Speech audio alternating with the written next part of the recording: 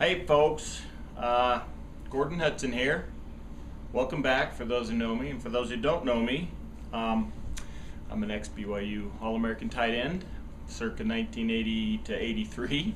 Also a member of the 2009 class of the College Football Hall of Fame. And here to resume our discussions about our beloved Cougars. I can't believe that it's a whole year has gone by, or at least a whole off season's gone by since we last talked.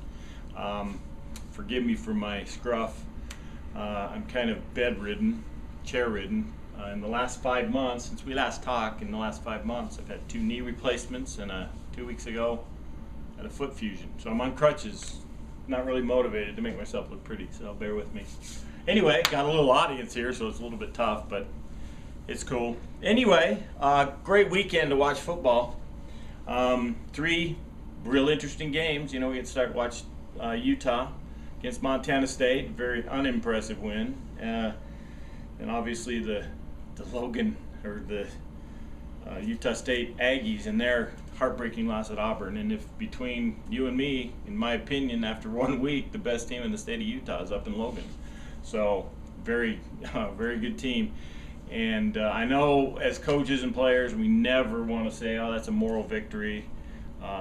When in fact there are moral victories, believe it or not. But that was a real tough loss for Utah State. And I watched an interview with Gary Anderson, and he was visibly shaken. So, but they're good.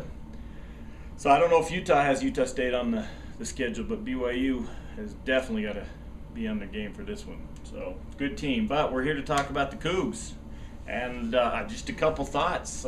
Like I said last year, when Bronco took over the defense, as long as Bronco's involved with the defensive scheme at BYU and running things, they're going to be good. They're going to be in every game. I mean, that is a heck of a defense, and I was really excited to see what they did.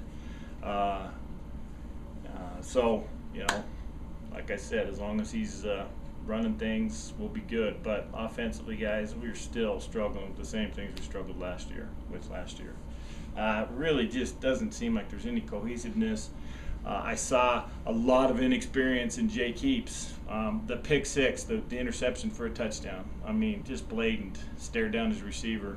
Had a chance for a touchdown if he'd have looked that guy to the other side of the field, but locked on and paid the price. And he was extremely, uncharacteristically inaccurate. You know, a lot of easy throws that I thought, and just not even close.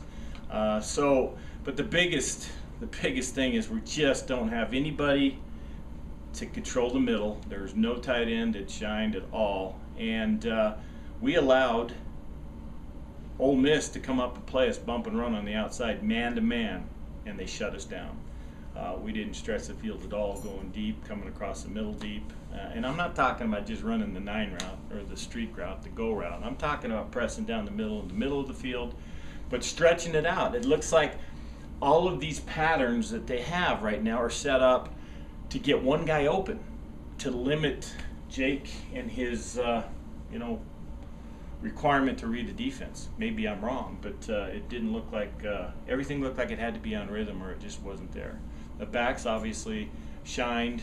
They were the stars of the offense, and that's who I would have given the game ball to, just the running backs.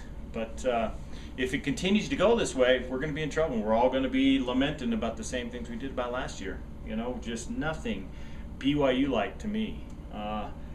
And I'm just being frank. You know, there may be people that disagree, but I'm not throwing the towel in, and I'm just saying last week we beat a pretty mediocre Ole Miss team, and we have a chance to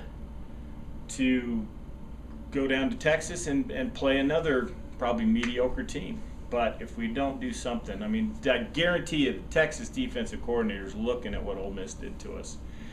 Bump and run man-to-man, you have got to make them pay. And with Rosapo and Cody Hoffman on the outside, there's definite talent and definite speed and definite size to take advantage of that. I mean, crap, 30 years ago when we were playing with no speed, they wanted to come up and play us bump and run. There was no way we would let them get away with that. So, and my philosophy is still, we got to get guys going across the field. You know, somebody going deep and a couple going across the field, and let's just make them cover. You know, it's easy to cover the go route. It's easy to cover the hitch. So anyway, I was a little bit disappointed, but it's early and it's a win. I mean, I made a joking comment the other day to a friend saying, you know, defense better score a couple times a game to keep it close. We're in trouble. But I'm being a little, you know, facetious. You know, I know it's early, but I expected more. And again, Brandon Doman is a little inexperienced, and that's a tough game to get started on. Going down to the SEC, where they're known for playing good defense, and they're known for having speed on their defenses. It might have been a little tough for him to start out, but he's got one under his belt, and now he can see self-scout himself, self-grade himself, and hopefully it's better this coming week. We've got to get people off of us, and until we do something consistently downfield, it's going to be a long day, and we're all going to be grousing about the offense until something changes. So, but anyway, we got to win, and that's the most important thing. I can sit here and dissect everything and say, well, I didn't like this, didn't like it, but the fact of the matter is they won. Great defense, and they had their chance and got the touchdown when they had it, and that's the best thing of all. So I'm just looking for some improvement like everybody else, and I know the coaching staff is, and I hope they get things figured out, because I like to see them run up the score. You can't win at BYU scoring 7 points a game offensively. So anyway, appreciate you visiting with me. Keep an eye out. I'll send out some warnings every time we post something, but I'm looking forward to the rest of the season. Thanks for being with us, and that's my rant. See ya.